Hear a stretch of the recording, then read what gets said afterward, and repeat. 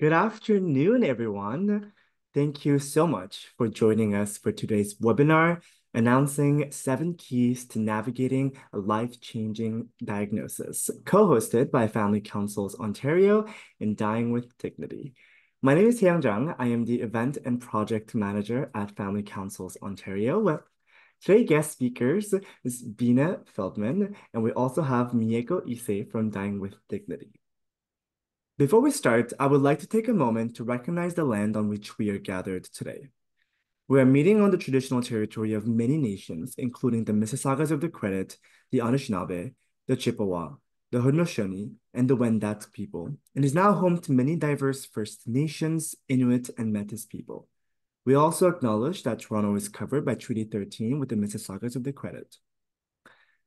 We wanted to share a few logistics and housekeeping rules before we turn things over to our guest speaker. So you'll notice that all participants are in listen-only mode. So we have reserved time at the end for an interactive question and answer period.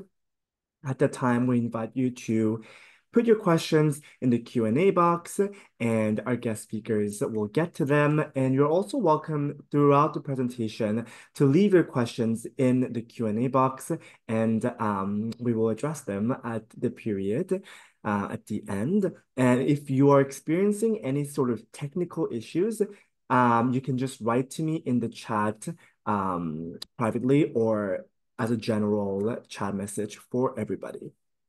And also for your information, today's session is being recorded and it will be made available on our YouTube channel and Family Councils Ontario's website next week. So now it's my pleasure to turn things over to Bina. Thank you, Taeyang. Welcome.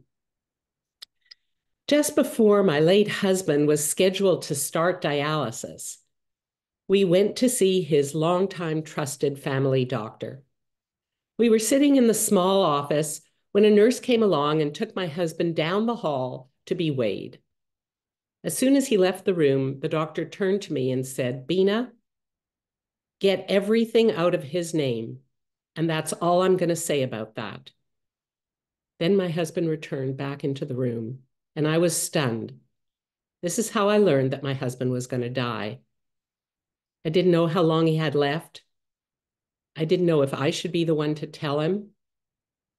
I didn't feel like I could ask questions. I was very alone and very vulnerable.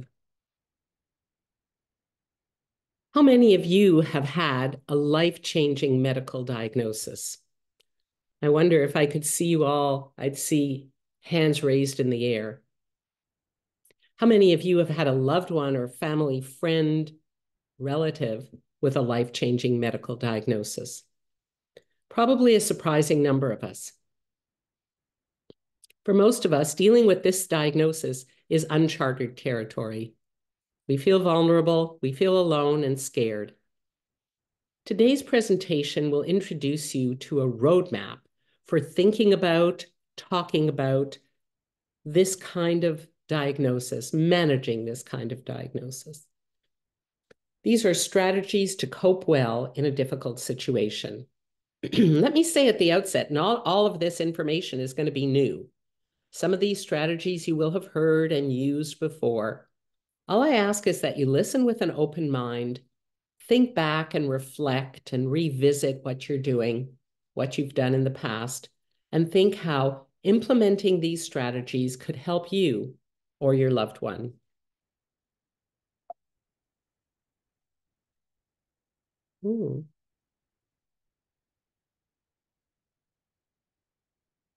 The goals of today's presentation are twofold: to give you a new way to think about your illness journey and to empower you to stand up for your patient's rights. I'll be introducing you to 7 keys for navigating a life-changing medical diagnosis. That is to say, tactics that will help you manage yourself and your loved one through this illness. So this presentation will be in 2 parts. I'll deliver the presentation and then take questions afterwards. My colleague, Mieko Issei, and myself were both volunteers for Dying with Dignity Canada and we're so pleased to be here to share this information with you. Dying with Dignity, we're going to tell you a little bit about this organization, very special and close to our hearts. We're going to tell you the sources for the 7 keys that we'll be sharing with you, the blocks they're built on, what are these 7 keys, and then we'll take your questions. So first off, our organization, Dying with Dignity Canada. We are a human rights charity, and we're committed to improving the quality of dying, protecting end-of-life rights, and helping Canadians avoid unwanted suffering. We do this through advocacy, support, and education. And this program that we are offering you today is part of our GTA chapter that Mieko and I are so involved with, our outreach program. Let me tell you about the sources for this information. These 7 keys come from 2 very special doctors, Dr. Sammy Winemaker and Dr. Hsien Seow. These palliative care doctors developed the 7 keys, and we'd like to thank them for allowing us to share that information with you. They explain it all in their book, Hope for the Best, Plan for the Rest. I can't tell you what a great book it is. It's easy to read, it's very informative, and if you have any questions following this presentation, I encourage you to get a copy of this book, as well as their podcast, The Waiting Room Revolution. Dr. Winemaker and Dr. Seow realized in their palliative care practice that the patients that they were seeing weren't asking the right questions. They weren't aware of their patient rights. They weren't informed enough about the bigger picture. And that's why they wrote this book. So this book is really dedicated to helping patients navigate the healthcare system and to learn how to speak up for themselves. Another important source of information that I want to share with you is our Dying with Dignity website, dyingwithdignity.ca. And on our website, you're going to find a patient rights guide. You're going to find a guide to becoming an advocate, a patient advocate, and an advanced care planning kit. These are very important documents that I encourage you to go to our website and see. So lots of information for you. Let's start with the building blocks that these 7 keys were based on. The first is in the dark versus in the know. When an individual or patient and their families are in the know, it means that they understand the big picture of their illness and they can make better decisions for their medical treatment, for themselves, for their family, for their work, and their lives going forward. Many doctors and nurses are uncomfortable talking openly about the possibility of decline, as was my husband's doctor, even when the illness has a very predictable ending.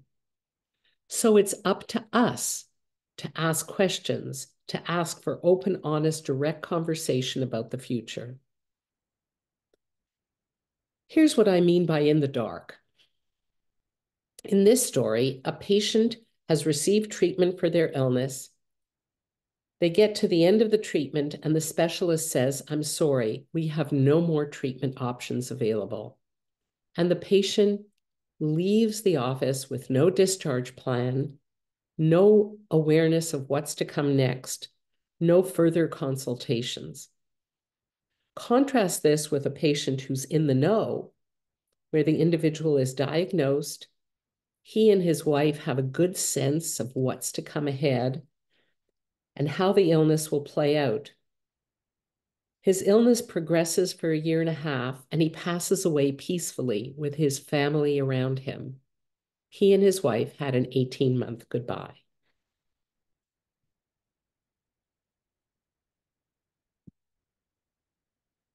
So in this presentation, I'm going to be talking about the building blocks.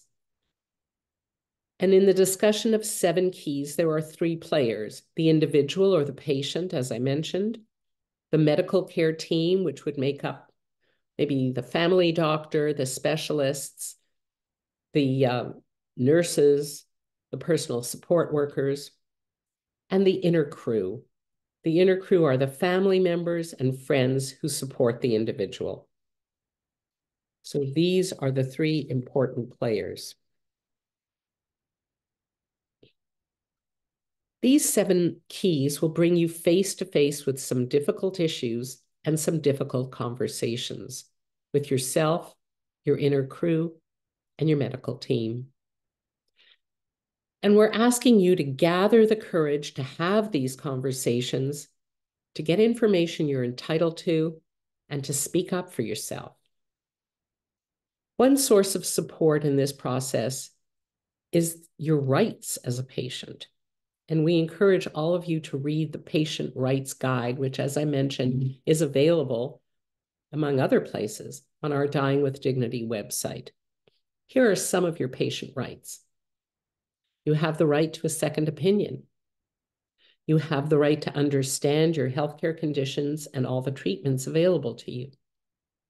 You have the right to healthcare services without discrimination. So these are the 7 keys I've been talking about, and I'm going to talk about each one in turn. Walk 2 roads, zoom out, know your style, customize your order, anticipate ripple effects, connect the dots, and invite yourself. Let's start with the first one, walk 2 roads. Hope for the best, plan for the rest teaches you to toggle, kind of jump back and forth between staying positive and maintaining faith in medical treatment, and at the same time, seeking honest, accurate information. Staying positive doesn't mean you have to be unrelentingly hopeful. Seeking open, honest, accurate information is not giving up hope. Information is our most important medicine. Being aware of your prognosis and the options available to you is empowering. Some people want to avoid negative information. They put their head in the sand. They're concerned that it'll bring on anxiety and depression.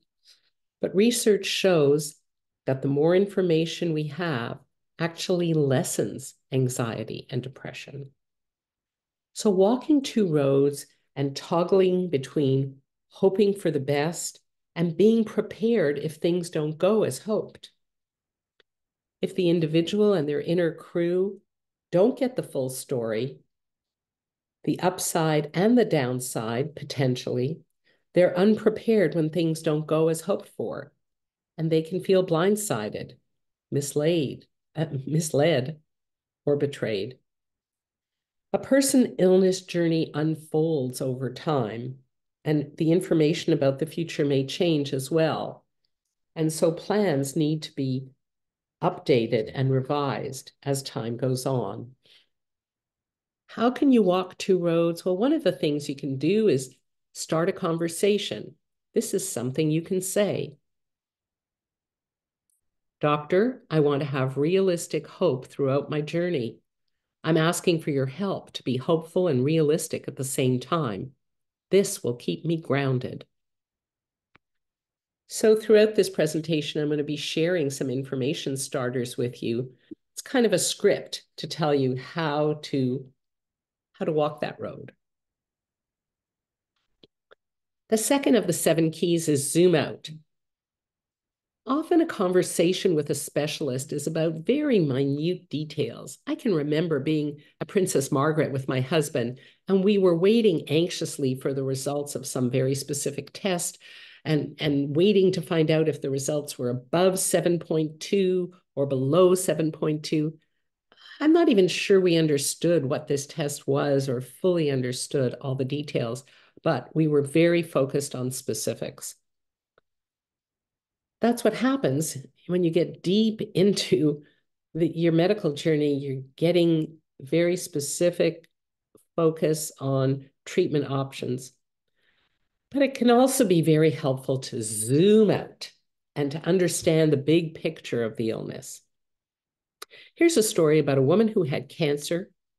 Her cancer was treated and she was fine for a while. And then the cancer came back, and there wasn't much doctors can do. They offered her a course of steroids, and she knew that the steroids were a short-term fix, but she chose to accept it. And she had 2 wonderful weeks without symptoms, and she had visits with her family and her friends. And then her symptoms came back and the cancer progressed. But because she had zoomed out on her illness, she understood the big picture, and she was able to make an informed decision about what was best for her.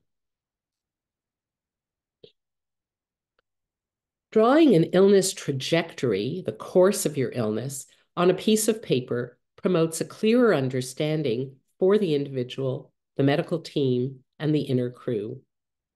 For a patient, understanding which trajectory they're on and where they are on the trajectory can be very helpful.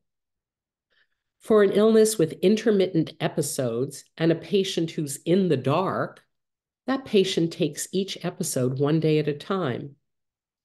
Contrast this with a patient who's in the know. They understand the overall pattern of their illness, and they can make decisions based on that information. On the following 4 charts in this slide and the next, the left-hand axis over on the left is physical functioning and stamina. The top is high functioning, the bottom is low, and across the bottom is time, from the present to the future. So let's look at the first one on the left, the trajectory of a sudden death. I think we can all easily understand this. With this trajectory, the individual is functioning normally, functioning high, and then their life ends very suddenly. That would be a car accident or a heart attack. Only a small portion of the population die in this way. The next is a trajectory of a steady decline over on the right. Patients with advanced diseases like cancer have a substantial period of high functioning, followed by a period of decline. There comes a point in the illness, there comes a point when the patient's illness overwhelms, and then a steady decline starts. The third trajectory on the left is the trajectory of a long decline with intermittent episodes.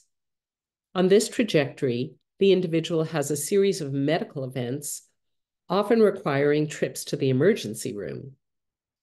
The individual recovers, but not fully to where they were before the incident. And there are ups and downs, but overall, the trend is decline with each incident.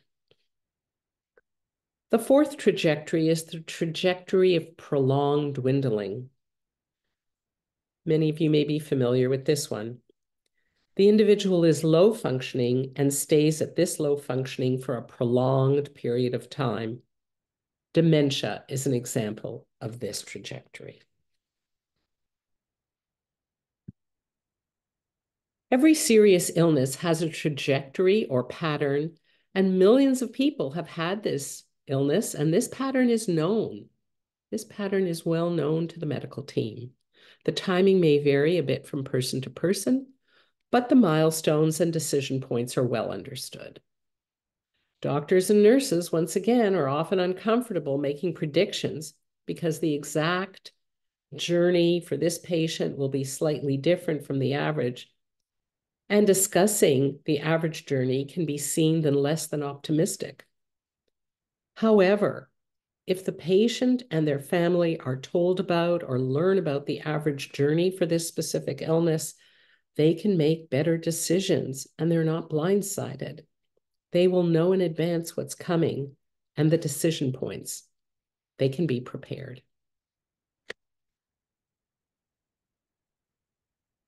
How do you get there? Here are some conversation starters and things you can say. What will my illness look like moving forward? What major challenges should I expect? What big decisions will I be facing? What's important to do now? Having these scripts is a great way to start a conversation when you just don't know how to get into it.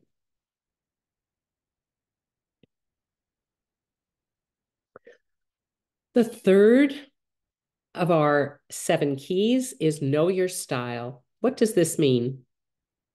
Your personality will have a great impact on your illness journey. Your experience with the medical team will be different if you're a proactive person or a passive person. So you want to know your own style, and you want to know the style of your inner crew who are going to be talking sometimes on your behalf. What describes you best? Are you information seeking? Do you do research? Ask an expert? How well do you receive bad news? How much do you plan for the future, or do you take one day at a time? How private a person are you? How comfortable are you in sharing information about your illness? Here's a conversation starter. Doctor, I'm the kind of person who likes a lot of information straight up. Don't be afraid of breaking bad news. I may not like it at first, but with time, I'll deal with it. More information gives me a sense of control.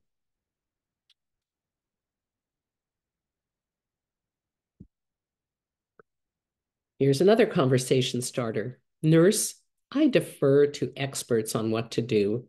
Usually I leave it to my partner to make big decisions. Please give us both the information we need so we can discuss the issues.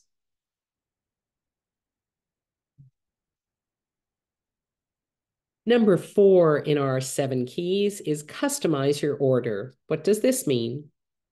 It means tailoring your plan to match your values and goals, and telling your inner crew and your medical care team what's important to you. There are often forks in the road, and you'll have to revisit your needs and your wants. The doctors who develop these 7 keys, the palliative care physicians that I told you about, they work with people starting at the diagnosis and sometimes staying with them for weeks, months, even years.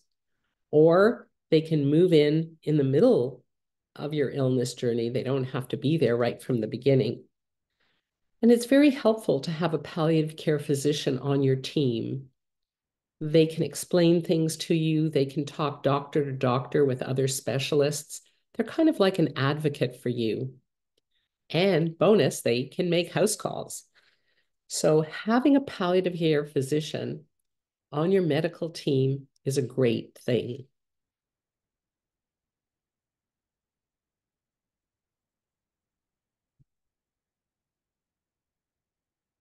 Here's what you need to know about me to provide the best possible care. Customizing your order. Defining your values. What do I value most? What are my biggest fears and worries about the future? What makes my life worth living and brings me joy? What am I most looking forward to? It's important to customize your order so that it's all about you and defining your values. Number 5 is anticipate ripple effects.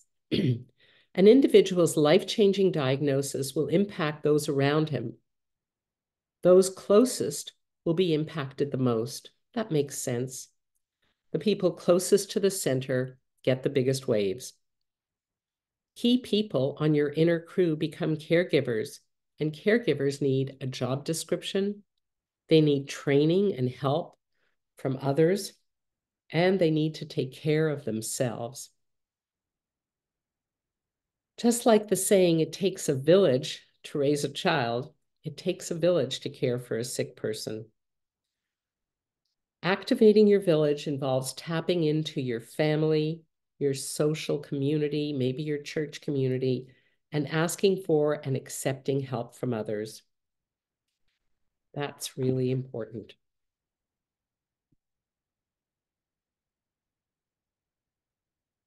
part of the advanced care planning process through which people determine the preferences for care, identify and formally decide on who will be their substitute decision maker, and tell their substitute decision maker and family members what they want and what they don't want in terms of medical care. I use the term substitute decision maker. In Ontario, doctors and nurses need consent to perform medical procedures. If the patient cannot speak for themselves, then the doctors and nurses turn to the person's substitute decision maker. An important part of an advanced care plan process is to identify and formally appoint your substitute decision maker. Write it down, tell your doctor, and tell your family. You need to talk to them about your preferences for care. And the Dying with Dignity website has a very important advanced care planning kit that will walk you through this process and help you decide what you value, what you want, what you don't want, and how to appoint a substitute decision maker. So I encourage all of you to go to our website and access the advanced care planning kit. A caregiver's job is an important one.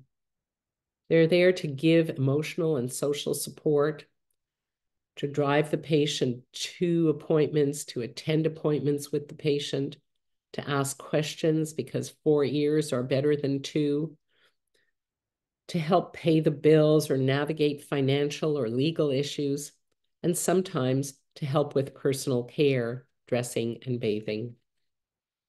These are part of the ripple effects. The 6th of the 7 keys is to connect the dots. You and your inner crew must connect the different areas of the healthcare system. The different parts of the healthcare system often don't talk to each other.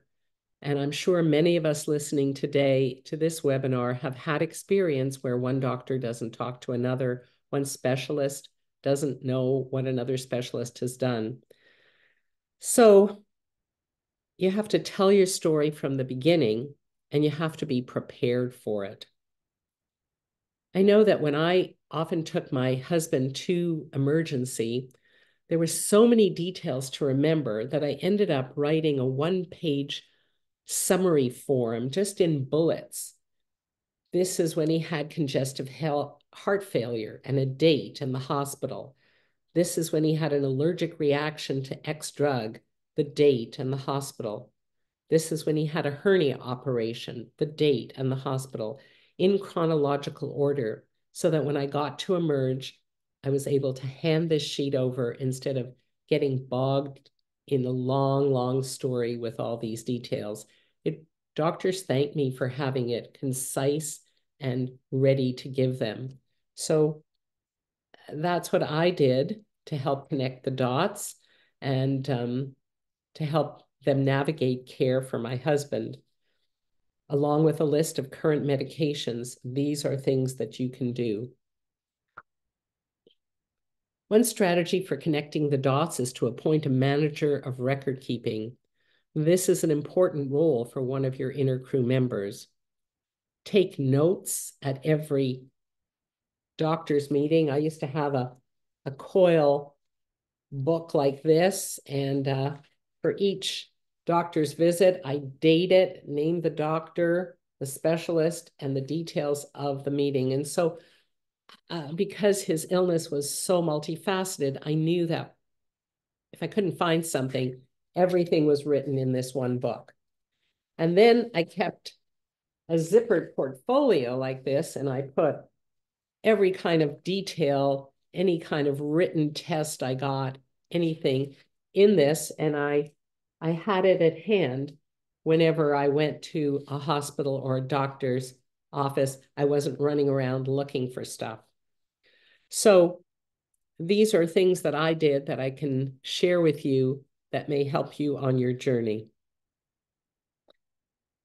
Another dimension of connecting to dots is be prepared if the patient cannot speak for themselves, and so the substitute decision maker will speak for them. Obviously, if you're the patient and you're unconscious, you want to make sure that the people around you know what treatments are acceptable to you and what is not.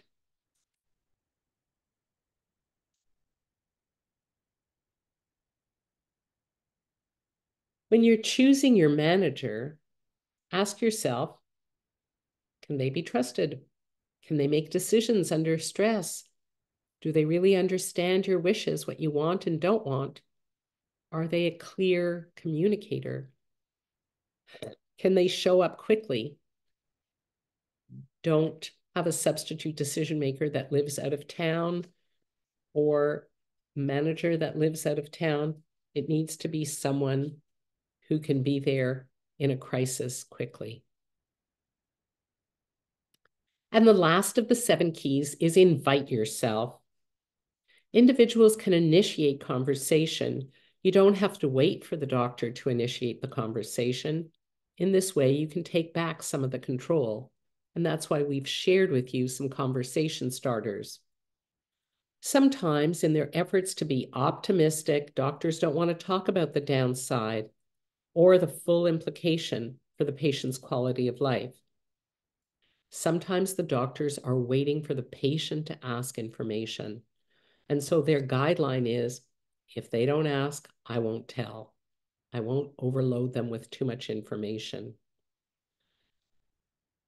Regrettably, we also live in a system where each patient is allotted so many minutes in a doctor's office. And opening the discussion to a lot of what ifs and negative information could take a lot more time. So it's up to us. It's up to us to speak up, to initiate questions, to ask for information, to ask for open, honest, direct information. And this book that I was telling you about will share all those conversation starters. Knowing what to expect with a life-altering diagnosis puts you and your family in better control. You can make a plan and choose how you want to live going forward. As I said at the beginning, it takes courage.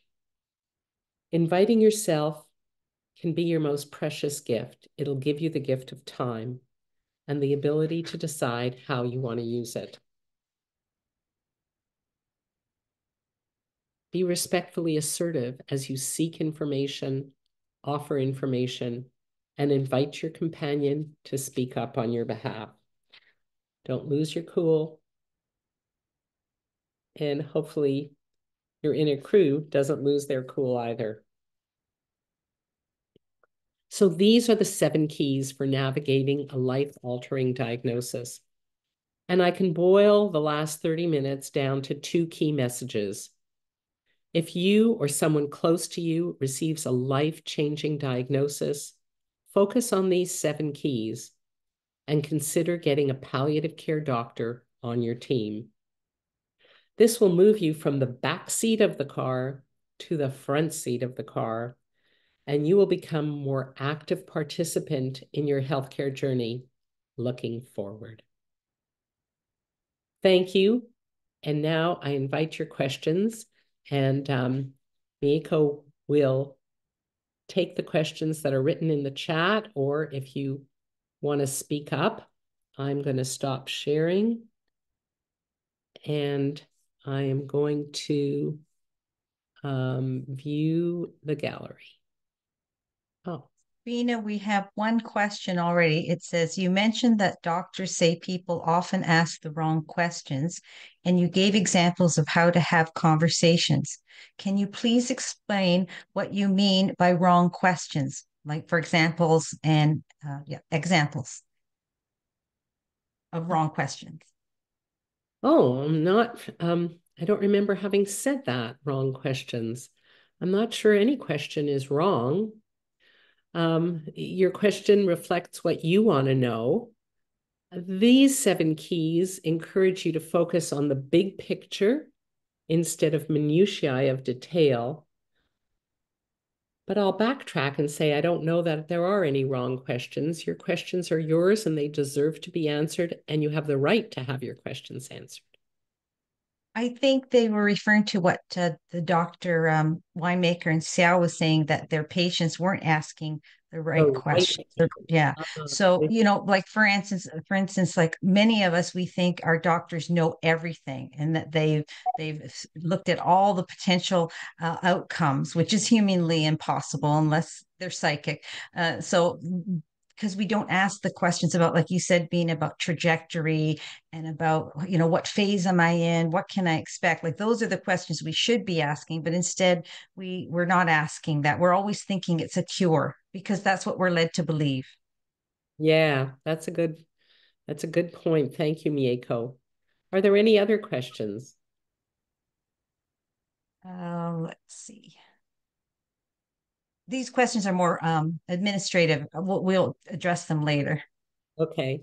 So I'll just throw out to the audience at large, which of these 7 keys really resonated for you? Which ones jumped out for you? And can you tell us any experiences you've had with your healthcare journey or the journey of your loved one that would fit into these concept of managing through 7 keys?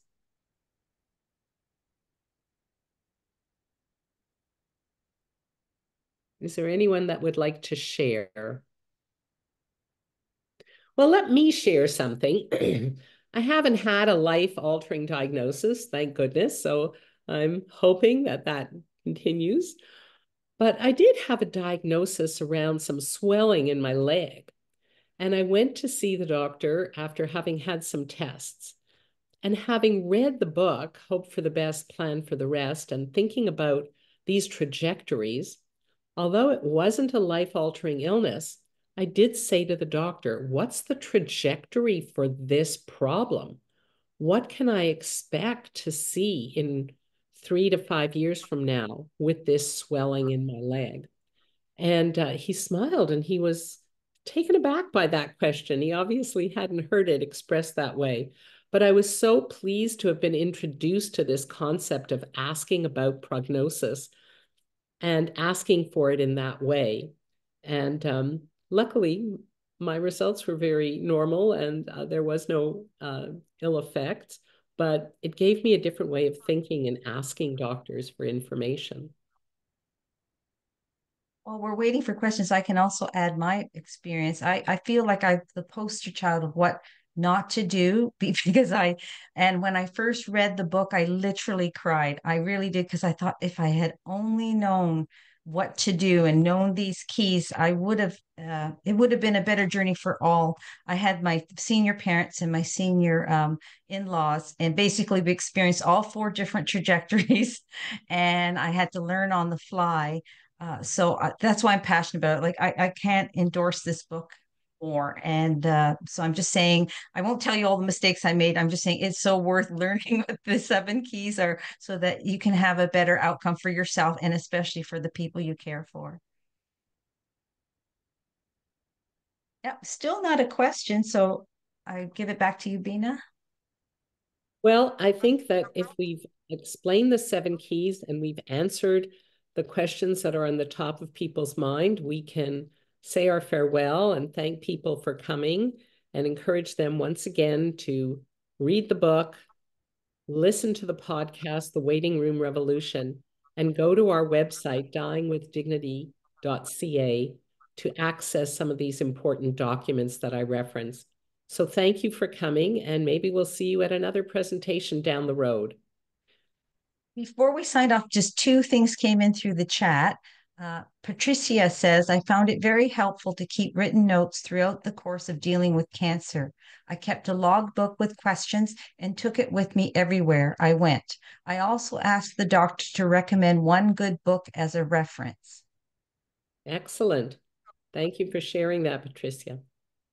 And another person says, don't be afraid to ask for all the time you need to get the information you need. Often we think we are not as important as other patients and we hold back on taking time to have our questions answered. Generally, in my experience, excellent. I found I had to arrange another appointment specifically requesting longer time. Because usually you get your 10 minutes and then the next one's up, but you can request another appointment and ask for more time. Very good. Very good. And we Okay. got Oh, sorry, there's more coming in. oh, good. Uh Socials. Oh, they're just saying, I liked your comment about creating a summary. So when you have to visit, emerge, or see a doctor. Another person says caregivers need significant support through the trajectory of supporting family with life-changing diagnoses. I have managed 4 family members. Oh, we're kindred spirits. And the work of advocating for these individuals was challenging due to the lack of supports available to caregivers. Being an advocate was often seen as unwelcome and difficult by home support and long term care management. This may make caregivers themselves ill due to stress. Please say more about supporting caregivers. Yes. Being Yeah. Can I answer that? Yeah, please Um, do. Do. yeah, you didn't say your name, so whoever it was, as I said, we're kindred spirits. I actually stumbled across an organization, the Ontario Caregiver Organization. They have a lot of online supports. They have even chat rooms, mentorship, because that really would help. Because a lot of times you do feel like you're on an island, you're isolated, and the caregiver a lot of times isn't seen as important as a patient. And really, we're partners. I'm not saying one's more important or less, but it's a team effort, and we should be treated as a team member. So that's my answer to that one. Thank you. Good reference. And I think let's see. Yep, that's it. That's it so far. Yep. Okay. Well, thank you all, and we'll sign off now. And I'm that's just great. going to make a quick closing remarks. So yeah, I just want to thank you, Vina and Miego and Dine with Dignity for this wonderful presentation. And thank you everyone for being present today and being interactive and for all your questions. Reminder that this webinar has been recorded and it will be made available next week. And the link will be sent out. It will also be in our e-bulletin. So if you're not subscribed to that, please do so. And also, this was our last scheduled event for 2024 for Family Councils Ontario. So yeah, just another thank you for always being interested in our programming. And we hope to see you in all of the future events in the new year. So thank you so much, everybody. Take care and have a great day. Thank you. Bye-bye.